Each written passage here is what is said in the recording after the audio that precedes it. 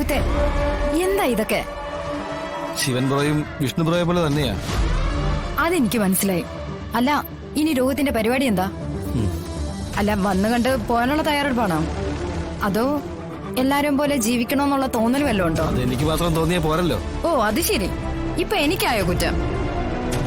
ഉണ്ടാക്കാവുന്ന കുഴപ്പങ്ങൾ മൊത്തം ഉണ്ടാക്കി വെച്ചിട്ട് ഞാൻ അവിടെ എന്ത് കുഴപ്പമുണ്ടാക്കിയതാണ് നീ പറയുന്നേ?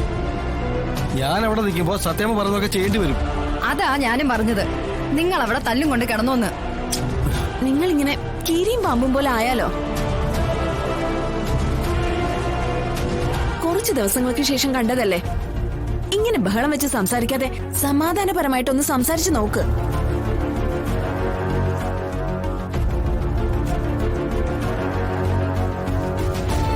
അതെ, രോഹിത്തിനെ എനിക്ക് ഈ അടുത്താണ് അറിയാൻ കഴിഞ്ഞത്. ശ്യാമയെക്കുറിച്ച് എനിക്കറിയാനും കഴിഞ്ഞില്ല. എനിക്ക് നിങ്ങളോട് രണ്ടുപേരോടും പറയാനുള്ളത് ഒരൊറ്റ കാര്യമാണ്. രണ്ട് കൈയും കൂടി കൂട്ടിയടിച്ചാലേ ശബ്ദം ഉണ്ടാവും. പരസ്പരം ഒച്ചവെച്ചും വഴക്കിട്ടും ജീവിക്കാൻ നോക്കിയ ഒന്നും ഒരിടത്തും എത്തില്ല.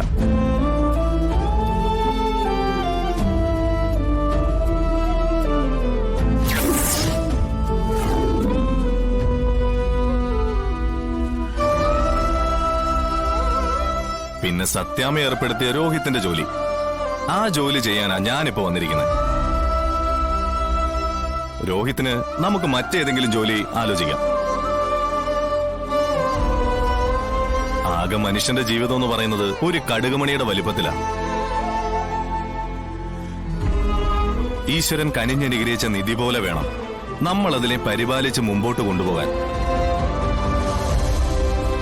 സന്തോഷത്തോടും സമാധാനത്തോടും അതിനെ വളർത്തി വലുതാക്കി അതിന്റെ ഒപ്പം കൂടിയ ഇത്രയും മനോഹരമായ മറ്റൊരു സ്വർഗം വേറെയില്ല.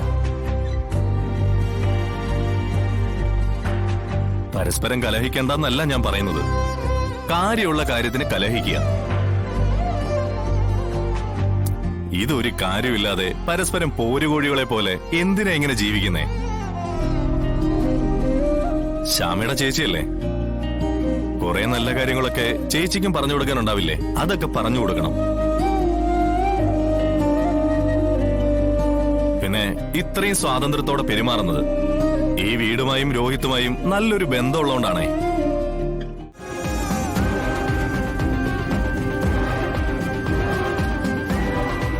ഇനി കാമുകനെ സ്വന്തമാക്കാൻ വേണ്ടി ഭർത്താവിനെ കൊന്നുകളഞ്ഞതാണോ എന്ന് പോലും സംശയിക്കേണ്ടിയിരിക്കുന്നു.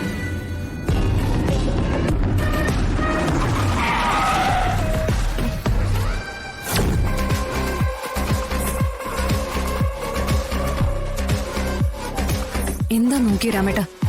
കണ്ടിട്ട് വഴിപക്ഷിക്ക് വന്നാണെന്ന് തോന്നുന്നു.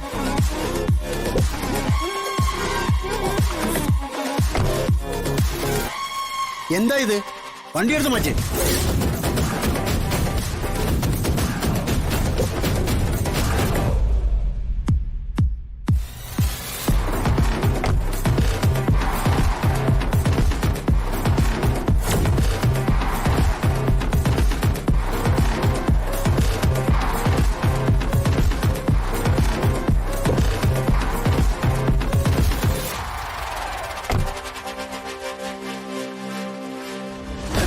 നടു റോഡിലാണോ വണ്ടി പാർക്ക് ചെയ്യുന്നത്? വണ്ടി മാറ്റിയിടും. വണ്ടി പാർക്ക് ചെയ്തതല്ലോ, മനഃപൂർവ്വം നിർത്തിയതല്ലേ. നിങ്ങളുടെ വിശ്വരൂപം ഒന്ന് കാണാൻ. സൂക്ഷിച്ച് സംസാരിക്കണം. നിങ്ങൾ ആരോടാണ് സംസാരിക്കുന്നത് അറിയാമോ? അത് നല്ല വെണ്ടയ്ക്ക അക്ഷരത്തില് കാറിന്റെ മുന്നിൽ പ്രതിഷ്ഠിച്ചിട്ടുണ്ടല്ലോ, കളക്ടർ ഒന്ന്.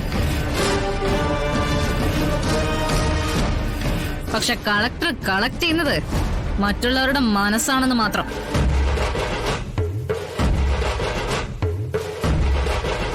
ആരാ നീ? എന്താ നിനക്ക് വേണ്ടത്? അത് പറയാം. അതിനു മുൻപ് ഒറ്റ കാര്യം ചോദിച്ചോട്ടെ. ഇന്ന് എന്തു പറ്റി? ഔദ്യോഗിക വാഹനത്തില് അങ്ങനെ അല്ലായിരുന്നല്ലോ. ഈ പാവം പിടിച്ച ആളെ ഈയിടെയായിട്ട് കൂടെ കൂട്ടാറില്ലല്ലോ. ഓ, ഇങ്ങേർക്ക് പ്രായമായല്ലോ അല്ലേ? ആ, മുടിയും നരച്ചിട്ടുണ്ട്. നരയ്ക്കാത്തത് കൊഴിഞ്ഞും പോയി. കൊച്ചമ്മയ്ക്കിപ്പോ തണ്ടും തടിയുള്ള ചെറുപ്പക്കാരെ പറ്റൂ. അതും ഔദ്യോഗിക വാഹനമല്ല, ജീപ്പില്. അതാ കൂടുതൽ ഇഷ്ടം. കളക്ടറുടെ കേപ്പുമായിട്ടുള്ള സഞ്ചാരമൊക്കെ വൈറലാ. ഏയ്, മൈൻഡ് യുവർ വേർഡ്സ്. അധികം നിന്ന് നാവാടാതെ വണ്ടി എടുത്ത് മാറ്റ്. വണ്ടി മാറ്റാം, പക്ഷെ 1-2 കാര്യങ്ങൾക്ക് മാഡം എനിക്ക് കൃത്യമായിട്ട് ഉത്തരം തരണം. അത് തന്നാലേ ഞാൻ മാഡത്തെ വിടൂ. ആരാ നീ? എന്താ നിന്റെ ഉദ്ദേശം? 2 ചോദ്യങ്ങൾക്കും ഞാൻ ഉത്തരം തരാം. എന്റെ പേര് പറഞ്ഞാൽ നിങ്ങൾ അറിയുമെന്ന് തോന്നുന്നില്ല, പക്ഷേ മറ്റൊരു പേര് പറഞ്ഞാ നിങ്ങൾ അറിയും. ശിവൻ. ഇതിപ്പോ ഞാൻ തിരിച്ച് എന്റെ കഴുത്തിൽ തന്നെ കെട്ടിയത് ആ ബന്ധം തുടരണമെന്നുള്ള ആഗ്രഹം കൊണ്ടാ. അവനെ മാത്രം ആഗ്രഹിച്ച് അവന് വേണ്ടി മാത്രം ജീവിക്കുന്ന പെണ്ണാ ഞാൻ. ഈ ഡെയ്സിക്ക് ഒരു ജീവിതം ഉണ്ടെങ്കിൽ അത് ശിവന്റെ കൂടെ ആയിരിക്കുന്ന, അവനെ കണ്ട് ഇഷ്ടപ്പെട്ട നാള് മുതൽ മനസ്സിൽ കൊത്തിവെച്ച് നടക്കുന്നവള്. ആ എനിക്ക് അടുത്ത കാലത്തായിട്ട് അവനിൽ നിന്നും കിട്ടുന്ന സ്നേഹത്തിന്റെ കുറവ് അനുഭവപ്പെട്ടു. അതിന്റെ കാരണം എനിക്ക് കിട്ടി. അവന്റെ മനസ്സിൽ ഇപ്പൊ ഞാനില്ല, എനിക്ക് പകരം മറ്റാരോ ആണ്. അതാരാണെന്ന് ആ വൈറലായ വീഡിയോ കണ്ടപ്പോ മനസ്സിലാവുകയും ചെയ്തു. ഡെയ്സി എന്നെ തെറ്റിദ്ധരിച്ച സംസാരിക്കുന്ന. ഒരു തെറ്റിദ്ധാരണയില്ല ശാലിനി. നിങ്ങൾ കാരണോ ശിവൻ അവന്റെ വീട്ടിൽ നിന്ന് ഇറങ്ങിയത്.